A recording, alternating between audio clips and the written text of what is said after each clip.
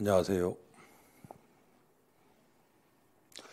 자, 이번 과정은 이제 문제풀이 과정인데 제가 문제풀이를 하기 앞서서 꼭 당부를 드리고 싶은 것은 미리 풀어보셔야 됩니다. 종종 이제 시간이 없어서 막바로 이제 수업을 들으시는 분이 있어요. 근데 요즘에 그 교육 전문가들이 중고등학생들이 우리가 이제 학습을 한다 그랬을 때 배우고 익히는 거죠. 예. 근데 워낙 사교육이 많이 발달이 돼서 학은 잘한다는 거예요. 학생들이, 예, 중고등학생들이. 근데 습을 안 한다는 거죠. 학원에 가면은 공부했다. 근데 그거를 배운 걸 익혀야 되지 않습니까? 근데 이게 과연 중고등학교에만 해당되는 얘기냐? 좀 생각해 볼 여지가 있죠. 그래서 반드시 미리 풀어보시고, 특히나 동영상을 통해서 공부하시는 분들은 그 페이지가 나오지 않습니까? 그러니까 그 강좌에 해당하는 부분을 미리 반드시 먼저 풀어보시고, 왜 그러냐면 이제 공부를 해보면 틀리는 문제는 계속 틀려요. 근데 또 맞는 문제 계속 맞는단 말이죠.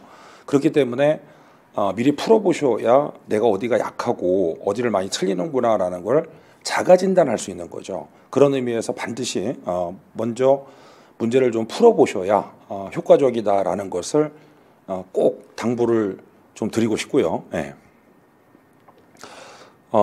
두 번째는 뭐 너무 당연한 얘기를 말씀을 드리는데 단권화죠, 단권화. 그래서 우리가 문제집을 풀지만 기본서에 있는 내용하고 연계해서 학습하는 게 되게 중요하다라고 볼 수 있습니다. 사실은 그 지문들이 교재 어디에 있는지를 잘 못 찾죠. 그래서 이거 뭐 다 찾아볼 수는 없고 제가 다 알려드릴 수는 없고 중요한 지문의 경우는 이제 기본서를 참고해서 설명을 드리도록 할 거고요. 그렇지 않으면 제가 말로만 하면 되게 답답하거든요. 답답하니까 기본서에 있는 내용을 보면서 보시게 될 텐데 만에 하나 이럴 수 있단 말이에요. 기본서가 없으신 분들 그러면 이제 각자 기본서의 내용에 사실 이제 관계법규는 비슷합니다. 구성 자체가. 그러니까 그 순서대로 이렇게 돼 있는데 다만 약간의 차이가 있기 때문에 그거를 찾으셔서 제목을 보시면서 찾으셔서 보시는 게 좋을 것 같습니다. 뭐 그런 경우는 없겠지만 어쨌든 기본서를 연계해서 진도를 나갈 것이다라는 것을 이제 말씀을 드리고요. 다시 한번 말씀드리면 수험 공부는 그 단권화예요, 단권화. 그러니까 기본서에 있는 내용에 얼마나 이거를 다 녹여내느냐가 결과적으로 수험의 당락을 결정하는 매우 중요한 핵심이 되는 것이다라는 것을 꼭 당부를 좀 드리고 싶습니다. 두 가지 다시 한번 말씀드리면 미리 풀어보셔야 되고 기본서랑 연계해서 적어도 페이지라도 적어 놓으셔야 나중에 보실 때 연계될 수가 있다는 거죠. 그냥 보시면 의미가 없어요, 사실은요. 네. 그래서 특히 안 풀어보시고 그 아이들이 그런 얘기 많이 하죠. 수학 같은 경우에 학원에서 수업을 들을 때는 이해가 됐는데 혼자 풀려니까 안 풀린다. 그런 말 많이 하죠. 그래서 학도 중요하지만 습도 중요하다는 거. 스스로 이렇게 꼭꼭 익혀서 나가는 것도 중요하다는 걸 꼭 시작하기 전에 좀 당부를 좀 드리고 싶습니다.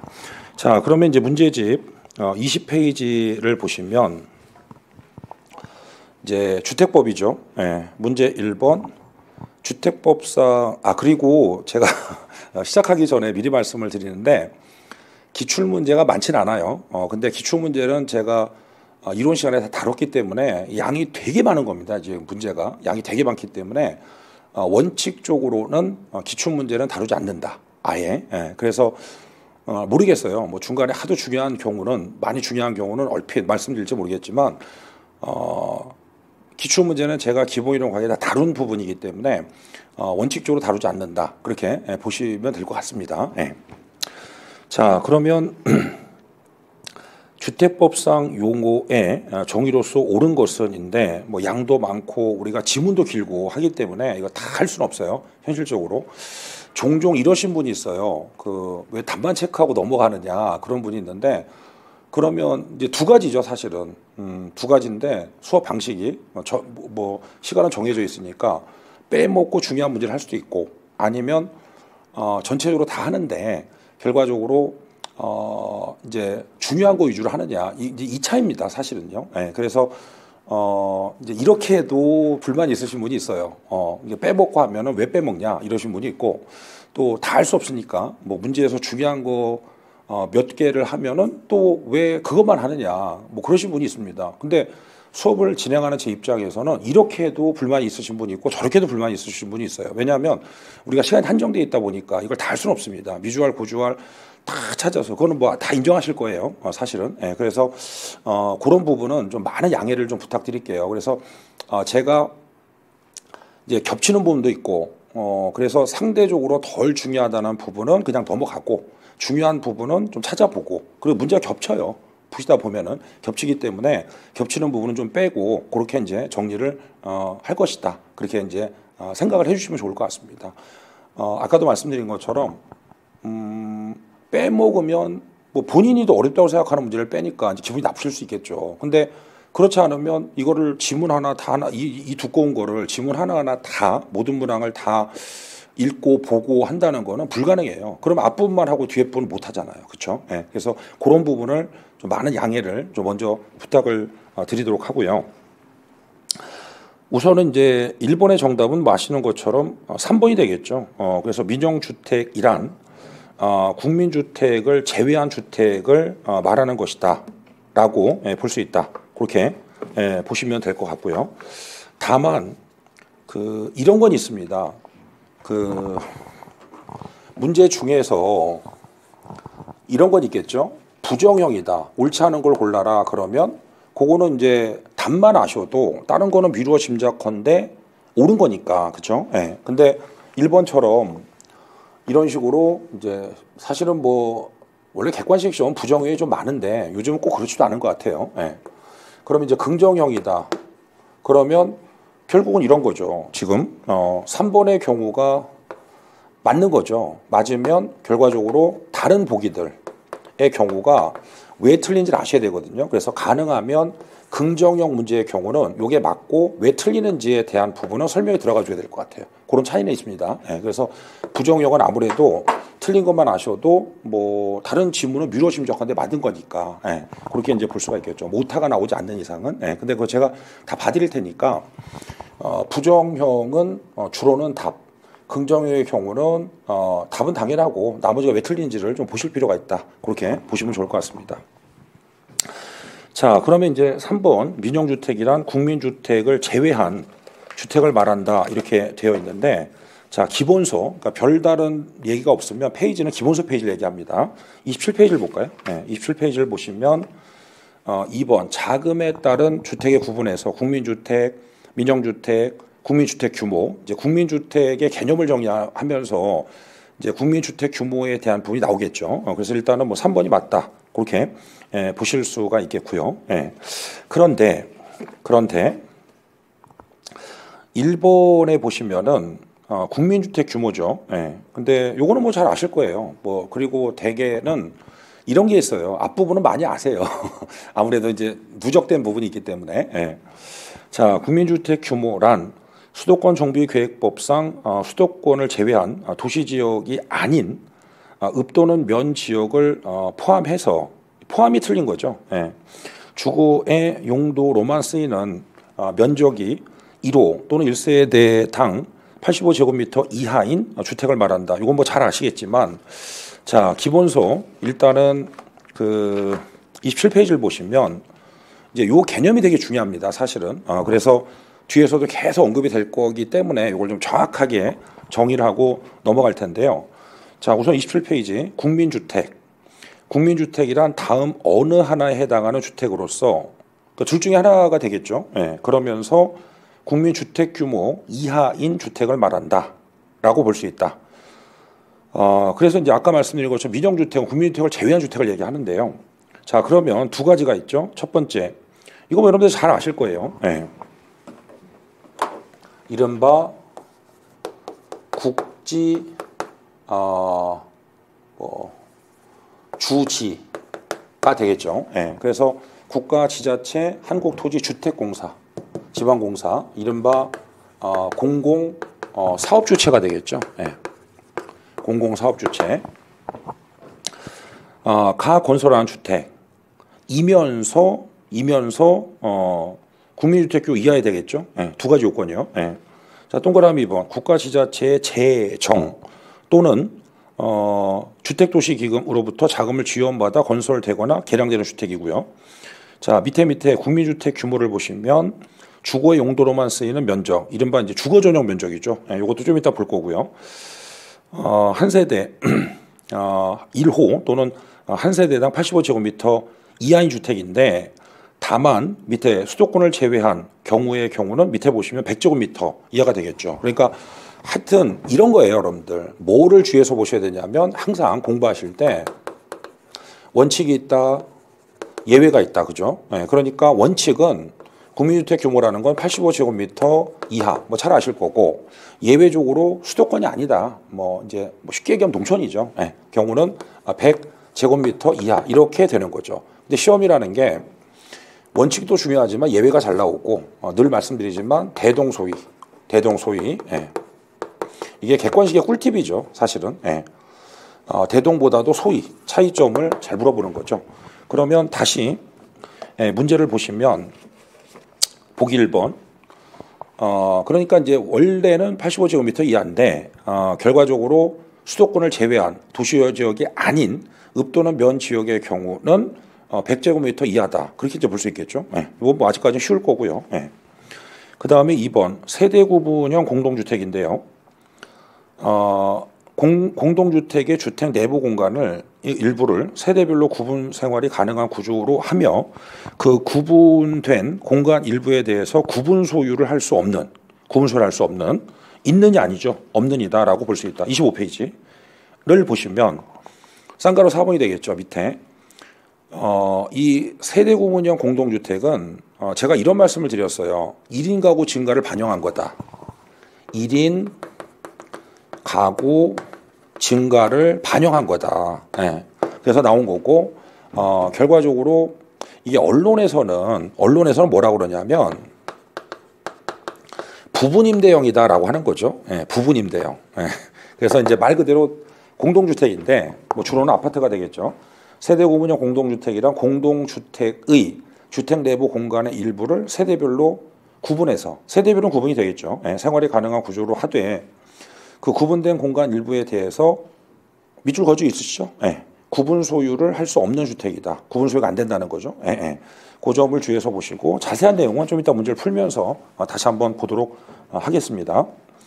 자, 그다음 문제를 다시 보시면 4번 도시형 생활주택이란 도시지역에서 건설하는 300세대 미만의 국민주택을 말한다라고 되어 있는데 국민주택이 아니죠. 정확하게 살펴보시면 27페이지를 보시면 제가 그래서 이 이론 시간에도 말씀을 드렸는데, 자 3번의 쌍가루 1번 도시형 생활주택이란 300세대 미만이죠. 미만. 이것도 중요합니다. 미만. 의 국민주택 규모에 해당하는 주택이고 밑에 도시지역이죠. 근데 여러분들이 주의해서 보셔야 될 거는 뭐냐면, 그런데도 불구하고, 그러니까 국민주택 규모가 아까 말씀드린 것처럼 85제곱미터 이하잖아요. 그런데 주의해서 보셔야 될 거는 그 중에서 원룸형 주택의 경우는 이게 85가 아니에요. 50제곱미터 이하라는 거. 이거 주의해서 보셔야 되겠죠.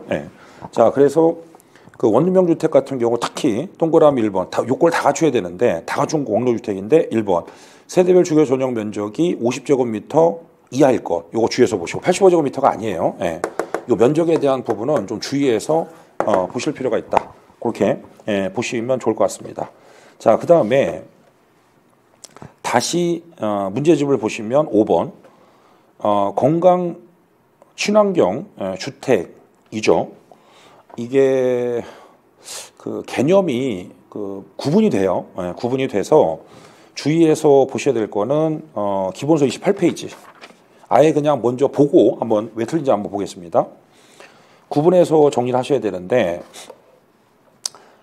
그 6번, 4번이죠, 4번. 쌍가루 3번 에너지 절약형 친환경 주택인데요. 이것도 출제가 된 적이 있었죠. 에너지 절약형 친환경 주택이란 여기서부터 출발하셔야 돼요. 저에너지. 그러니까 에너지 절약이니까 당연히 저에너지가 나와야 되겠죠. 네. 저에너지 건물 조성 기술 등, 저에너지 건물 조성 기술 등 대통령령으로 정하는 기술을 이용해서 에너지 사용량을 절감. 그 다음에 이제 주의해서 보셔야 될 것이 이산화탄소 배출량을 저감할 수 있도록 설계된 주택을 말한다. 그렇게 이제 볼 수 있겠고, 그 다음에 이제 쌍가루 2번 건강 친화형 주택이잖아요. 요게 이제 그 제가 기본이론 강의에서 말씀드렸을 때 이론 강의에서 세집중군이죠, 사실은. 예, 그래서 요즘은 좀 덜한데 그 얼마 전까지만 하더라도 이제 세집중군 논란이 굉장히 많았었죠. 그래서 이제 건강 친화형 주택이라고 하는 것은 건강 친화형 주택이니까 건강이 나와야 되겠죠. 예, 건강하고 쾌적한 실내 환경을 이 조성을 위해서 실내 공기의 오염물질 등을 최소화할 수 있도록 대통령령으로 정하는 기준에 따라서 건설된 주택을 말한다. 이렇게 볼 수 있어요. 그러면 자, 잘 보세요. 문제집의 5번 건강 친화형 주택이란 건강하고 쾌적한 실내 환경의 조성을 위해서, 여기까지 맞죠. 여기까지 맞는데 주의해서 보셔야 될 거는 이산화탄소 배출량을 저감할 수 있도록 건설된 주택은 건강 친화형이 아니라 에너지 절약형 친환경 주택이다. 그 구분해서 보셔야 됩니다. 예, 그래서 꼭 주의를 해서 보실 필요가 있다. 그렇게 보실 수가 있겠고요.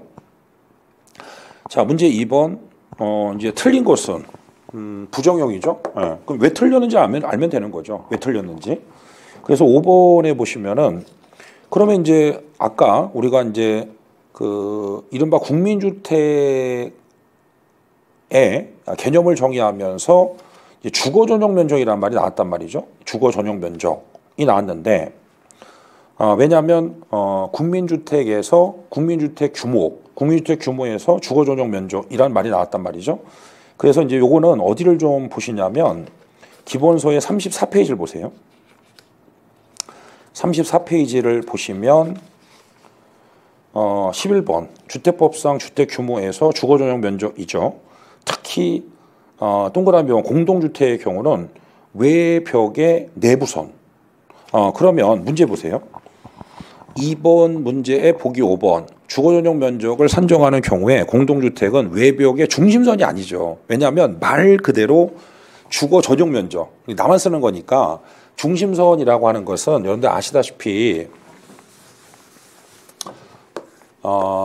중심선을 기준으로 하는 게 아니라 외벽의 안쪽이 있죠. 안쪽. 예. 그래서 당연히 외벽의 내부선을 기준으로 하는 것이다. 주거 전용 면적은. 예.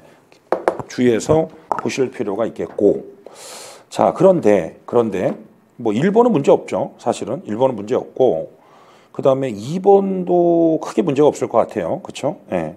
3번도 마찬가지죠. 그러니까 2번, 3번의 경우가 국민주택을 뜻하는 것이다. 라고 이제 볼 수가 있겠죠. 아까 말씀드린 것처럼 국지, 주지, 플러스 국민주택 규모, 원칙적으로 85제곱미터. 그 다음에 3번의 경우는 재정 또는 주택 도시기금이 되겠죠. 플러스 85제곱미터 이하. 이것이 이제 국민주택이기 때문에 2번, 3번은 문제 없고 4번도 이제 아까 보셨죠. 네. 그래서 이렇게 겹쳐요. 풀다 보면 겹치기 때문에 다만 꼭 풀어보셔야 되는 거죠. 꼭 풀어보셔야지. 이게 처음에 이렇게 수업 듣기 전에 문제를 푸시면 되게 어려울 거예요, 사실은. 네, 그래서 특히나 이제 제가 이게 적어도 꼼꼼히 한 3회독 보셔야 되고, 뭐 제가 보기에는 한 5회독은 보셔야 되는데, 사실 낯선 용어가 많기 때문에 어쨌든 이렇게 회독 수가 적으신 경우에는 특히 이게 문제 풀기가 되게 어려울 겁니다. 그래도 푸셔야지 내 실력이 되는 거지. 뭐 풀기 어렵다 또는 시간이 없다 그래서 턱 하고 수업만 들으시면은 실력이 안 들어요, 사실은. 이게 보고 이렇게 보는 건 누구나 다 할 줄 알거든요. 예. 그래서 꼭 다시 한번 부탁을 좀 드리고요. 예. 자, 그 다음에 그 3번은 주의해서 보셔야 돼요. 3번은 왜 주의해서 보셔야 되느냐면 이게 개정법령이거든요. 그래서 이게 중간에 바뀌었기 때문에 그 무슨 얘기를 지금 드리는 거냐면 기본서의 25페이지, 기본서 25페이지를 보시면 주의해서 보세요. 자, 일단은 그 맨 위에 단독주택 중에서 다중주택, 하숙집이죠. 네, 아주 대표적인 게 하숙집인데 의 경우가 요거 이제 좀 이따 나올 거기 때문에 그거 봐야 되겠습니다. 물론 설명을 드렸지만 이 다중주택의 경우 주의하세요. 동그라미 2번 독립된 주거의 형태를 갖추지 아니한 것. 독립된 게 아니에요. 예. 독립된 주거 형태를 갖추지 아니한 것이고 3번에 보시면 한 개 동의 주택으로 쓰이는 바닥 면적 합계가 요게 330제곱미터 이하였거든요.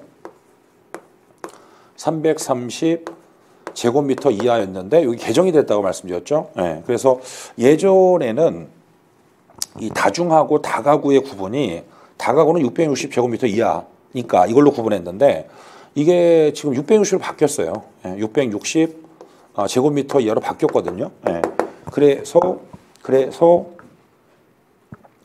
우선은 옳은 것을 골라라. 옳은 것을 골라라. 3번 보세요. 문제 3번에 보기 3번. 주택법령상 다중주택은 한 개 동의 주택으로 쓰이는 바닥 면적 합계가 660입니다. 맞는 거죠. 330이 아니고요. 660 이하이고 주택으로 쓰는 층수가 3개층 이하여야 한다라고 볼 수 있다. 그렇게 보시면 될 것 같고요. 자, 그 다음에 1번의 경우가 제가 이것도 강조를 되게 많이 했는데 1번 주택이란 세대의 구성원이 장기간 독립적 주거 생활을 할 수 있는 구조로 된 건축물의 전부 또는 일부죠. 그러니까 무슨 말인지 이해되시겠어요? 그러니까 24페이지 보세요. 24페이지에 보시면 1번 주택 쌍가루 1번 정의에서 주택이란 세대의 구성원이 장기간 독립된 주거 생활을 할 수 있는 구조로서 건축물의 전부, 이 전부가 뭐냐면 단독주택이란 말이에요. 그래서 제가 그런 얘기도 말씀을 드렸는데 이거 A 또는 B, 그 다음에 및 C 이렇게. 그러니까 무슨 얘기냐면 건축물의 전부 또는 일부 및 그 부속 토지 이렇게 되는 거죠. 그러니까 이렇게.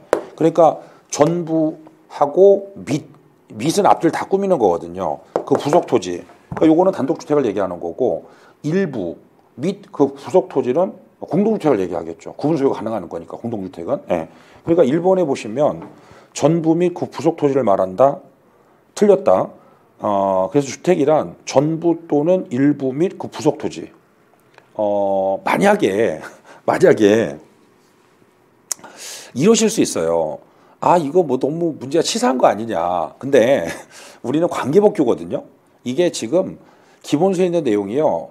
이론이 아닙니다, 여러분들. 주택법의 법 조문이란 말이에요. 법 조문이기 때문에 그러면 무슨 문제가 생기냐면 주택의 전부 및 그 부속 토지가 되면은 공동주택은 주택이 아니라는 의미가 되거든요. 이해되시겠죠? 그러니까 치사한 게 아니고 출제자도 이런 걸 노린단 말이에요. 그러니까 주의해서 보실 필요가 있겠고요.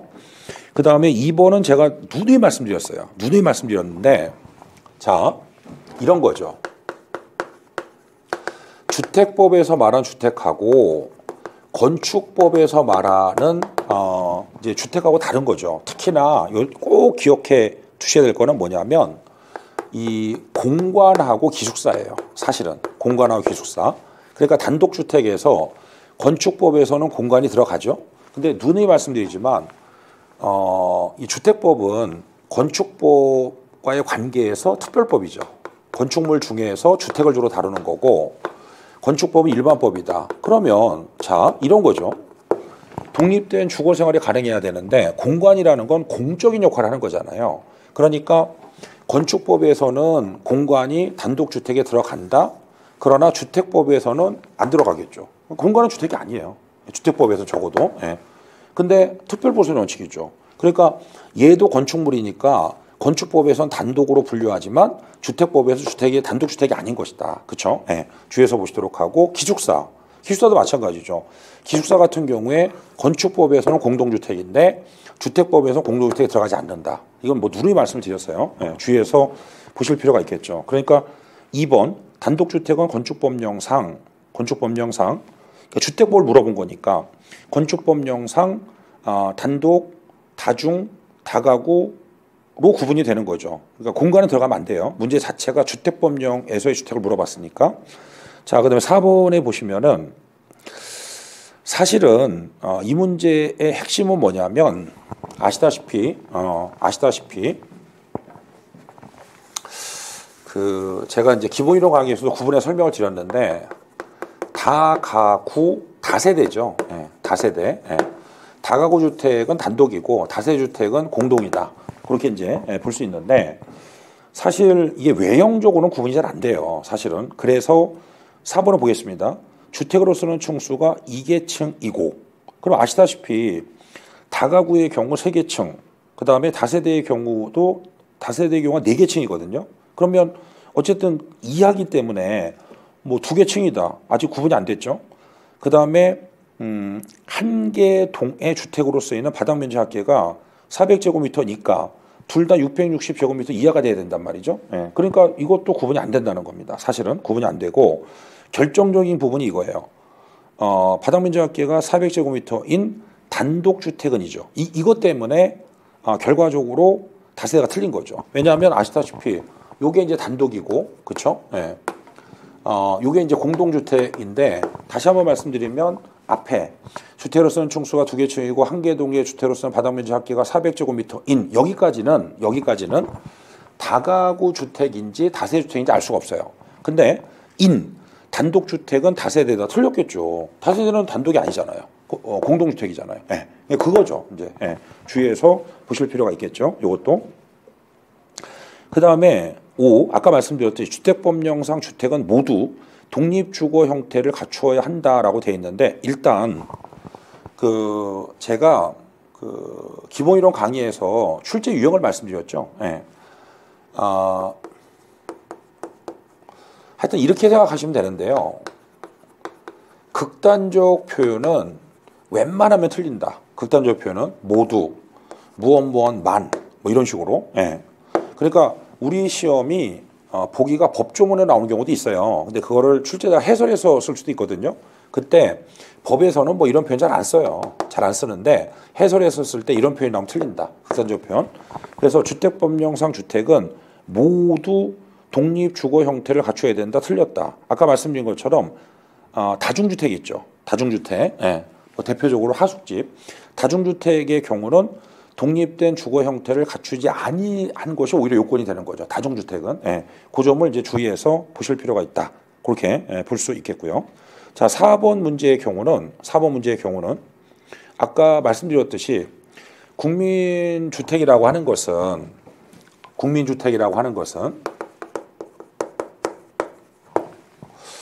그러니까 주체가 이제 지 아니면 국가의 재정이라든지 아니면 주택도시 기금이 있죠. 예. 그러니까 주체가 공적이든지 아니면 재원 있죠. 재원. 예. 돈이 결과적으로 공적이든지 그러면서 이렇게 되는 거죠. 결국은 주체, 돈 그러면서 아까 말씀드린 것처럼 국민 주택 규모 즉 원칙적으로 85제곱미터 이하가 되겠죠. 원칙은. 예. 일대 구민주택이 되는 거다. 그런데 지금 면적을 일단 확인해 보니까요. 면적을 확인해 보니까 3번 59, 그 다음에 4번이 85죠. 그 다음에 뭐 각각 주택도시기금, 국방부 뭐 이렇게 돼 있어요. 근데 2번의 경우가 100제곱미터인데 요거는 수도권이 아니란 말이에요. 그렇죠? 수도권이 아니고 원주시 문막읍이니까. 그렇죠? 예. 그러니까 100제곱미터라 하더라도 포함이 되는데 1번에 보시면 상식적으로 의정부시의 경우는 누가 봐도 수도권이잖아요. 수도권인데 97제곱미터의 경우는 국민주택이라고 볼 수는 없는 거죠. 그렇죠? 그러니까 이걸 약간 응용한 문제다라고 볼 수 있는데 자, 국민주택이라는 것은 주체, 공적 주체, 공공사업 주체이거나 아니면 재원 자체가 공공재원이 돼야 되는 거고 규모도 중요하다. 규모도. 근데 앞서 말씀드린 것처럼 이게 원칙이고 예외적으로 수도권이 아닌 지역의 경우는 100제곱미터 이하 이렇게 되는 거죠. 그거를 응용한 문제다라고 볼 수 있다. 그렇게 보시면 되겠고요. 그다음 5번에 보시면은 공동주택이 아닌 걸 고르는 거죠. 네. 그런데 자, 다시 한번 말씀드리겠습니다. 다시 한번 말씀드리면 항상 기억하셔야 돼요. 항상. 자, 다시 한번 말씀드리면 박스가 이렇게 나왔어요. 네. 박스가 이렇게 나왔으면 자, 지금 기억부터 시작해서 5가지가 있는데 이거를 다 그러니까 이게 연습을 하셔야 돼요. 끊임없이 연습을 하셔야 되고 그러니까 5개를 다 보고 나서 문제를 푸는 게 아니라 박스형이 나오면 반드시 하나 보고 선택지를 바로 보시는 거예요. 자, 기억본에 보시면은 다중주택은 뭐 이 정도는 이제 이해되시죠? 네, 다중주택은 단독주택이죠. 공동주택이 아니죠. 그러니까 기억본 그러니까 공동주택에 하지 않는 것을 고르는 거니까 기억본은 들어가 줘야 돼요. 그러니까 기억본이 없는 4번하고 5번을 속을 했어요. 이렇게. 예. 공동주택 아닌 거. 기억은 단독주택이니까 들어가야 되겠죠. 예. 자, 그 다음에 니은번을 봐야 되겠죠. 이렇게. 그 다음에 니은번을 봐서 다가구 주택인데 다가구는 단독, 다세대는 공동. 그렇죠? 예. 그러니까 니은번 들어가 줘야 되겠죠. 그러니까 니은번이 없는 3번을 소거했어요. 이렇게 3번을 소거했고 디귿번에 보니까 연립주택이니까 뭐 제가 외우는 요령을 말씀드렸죠. 예, 뭐 좀 유치하긴 하는데 연세대 기숙사는 이제 아까 말씀드린 것처럼 건축법에서는 공동주택인데 주택법은 아니니까 5연세대 그 다음에 건축법에서 5연세대 기숙사 그렇죠. 예, 그래서 이제 다세대는 공동주택이죠. 예. 연립주택하고 다세대. 그러니까 디귿하고 리을은 들어가면 안 되겠죠. 맞으니까. 그러니까 결국은 남은 것 중에서 1번 리을이 들어가 있으니까 역시 안 되고, 그렇죠? 예. 그 남는 건 2번밖에 없겠죠. 2번밖에 없죠.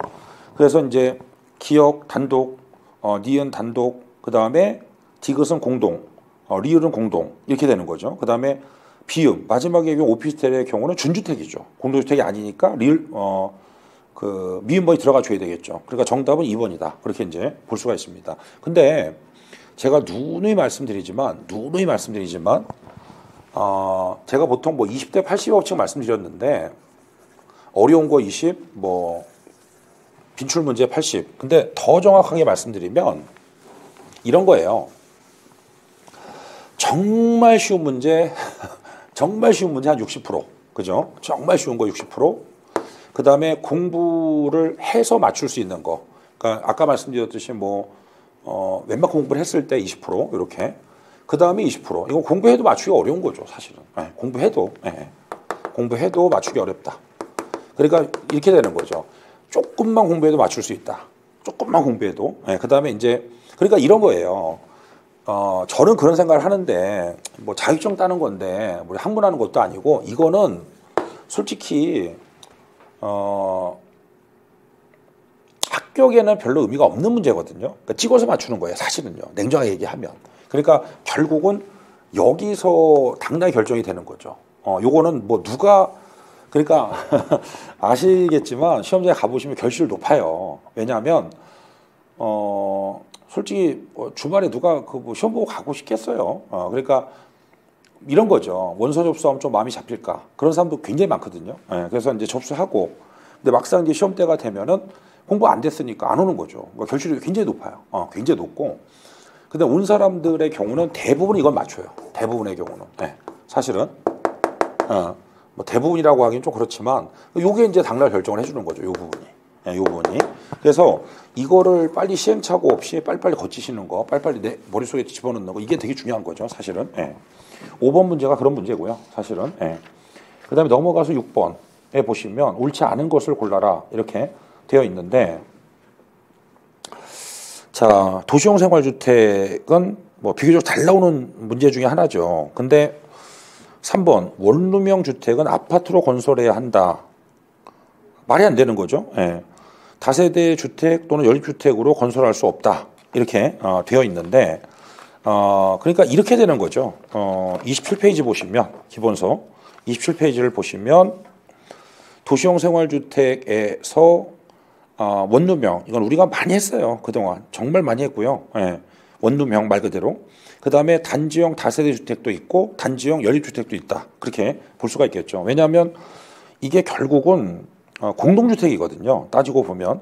그래서 뭐 아파트로 건설해라 그런 내용은 없죠, 사실은. 예. 그래서 3번이 옳지 않다라고 볼 수 있다. 다만 1번 도시지역이라는 거 주의해서 보시고, 그 다음에 2번 단지형 연립주택, 단지형 다세대, 그 다음에 원룸형 주택이 있다는 거. 그 다음에 4번에 보면 원룸형의 경우는 아까 말씀드렸죠. 85제곱미터 이하가 아니라 50제곱미터 이하라는 거 꼭 주의해서 보실 필요가 있다.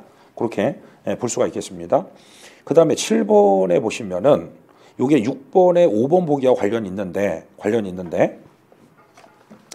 자, 우선은 그 기본서를 잠깐 볼게요. 기본서를 보시면 이 단지형 다세대와 단지형 연립주택은 잘 안 나오는데, 일단은 내용을 보겠습니다. 원룸형 주택이 아닌 다세주택이고요. 다만 건축위원회 심의를 받은 경우에는 주택으로 쓰는 층수를 5개층까지 건축할 수 있다. 단지형 연립주택도 마찬가지죠. 그러면 다시 문제집을 보시면, 자, 7번에 보기 5번 단지형 다세대 연립주택의 경우 주거정책심의위원회가 아니라 건축위원회 주의해서 보셔야 되겠죠. 의 심의를 받은 경우에 주택으로 쓰는 층수를 5개층까지 건축할 수 있다. 그렇게 보실 수가 있겠죠. 나머지 지분은 별 논점이 없고요. 자, 그 다음에 8번 볼게요. 옳은 것을 골라라 이렇게 되어 있는데, 옳은 것은 요거는 주의해서 보셔야 됩니다. 요거는 이게 2번 요거는 기본서를 좀 보셔야 돼요. 기본서를 좀 보셔야 되는데, 어디를 잠깐 보시냐면 32페이지에 보시면 이제 간선시설이라는 게 있죠. 간선. 자, 기간시설이라는 것도 있고, 그 말이 그 말 같아요. 사실은 그 말이 그 말 같아서 출제자가 이런 걸 많이 노리는데, 자, 쌍가로 3번에 기간시설, 그 다음에 요게 글자나 틀리죠.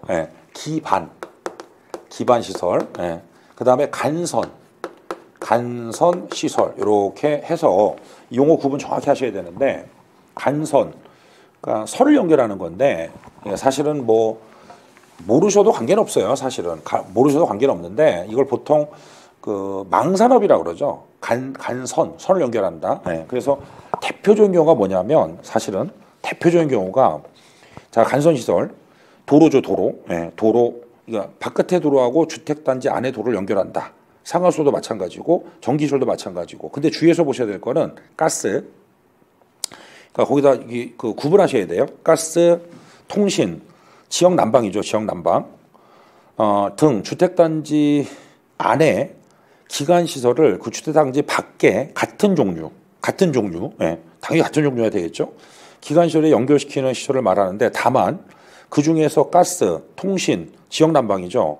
의 경우 주택단지 안에 기간시설을 포함한다. 간선시설에 포함한다. 그렇게 이제 볼 수가 있는 거죠. 따라서 문제 8번에 보기 2번 옳은 거니까, 주택단지 안에 기간시설인 가스, 통신, 그 다음에 지역 난방시설은 이게 기간시설인데 간선시설에 포함을 한다는 거죠. 요건 비교적 잘 나오는 문제니까 주의해서 보시도록 하고, 자, 옳은 게 2번이에요. 그럼 1번 보시면 복리시설하고 부대시설 구분하는 거 또 잘 나오죠. 주의해서 보셔야 되겠고, 그래서 이제 주택단지의 입주자 등의 생활복리를 위한 어린이 놀이터 맞고, 근린생활시설 맞고, 뭐 주로는 상가 같은 거 생각하시면 되겠죠. 근데 주차장 관리사무소는 부대시설이다. 기억나시죠? 주의해서 보시도록 하고요. 그 다음에 3번 아까 말씀드렸죠. 세대 구분형은 구분 소유할 수 없다는 거. 그 다음에 4번도 말씀드렸어요. 도시형 생활주택은 300세대 이상이 아니라 미만이라는 거. 그 다음에 5번, 자, 저에너지 나왔죠. 저에너지. 그럼 요거는 건강친화형 주택이 아니라 에너지 절약형 친환경 주택이 된다라고 볼 수 있다. 그렇게 보시면 되겠죠. 그러니까 이렇게 누적되면서 쉬워지는 거예요. 그래서 그 부분도 아울러 기억을 좀 해두실 필요가 있겠고, 자, 그 다음에 그 9번에 보시면 요게 조금 어려울 거예요. 사실은 어려울 건데 정확히 기억하셔야 됩니다. 정확히 기억하셔야 되는데, 이게 무슨 얘기냐면요, 우선은 기본서 25페이지 보세요. 25페이지. 제가 물론 다 설명을 드렸어요. 설명을 드렸는데, 자, 세대 구분형 공동주택인데, 이런 거죠. 첫 번째가 뭐냐면, 첫 번째가, 이거 잘 생각하셔야 돼요. 예. 세대 구분형 공동주택인데, 26번에 1번, 2번, 그러니까 1번에 보시면은 사업계획 승인을 받아 건설하는 공동주택. 그러니까 말 그대로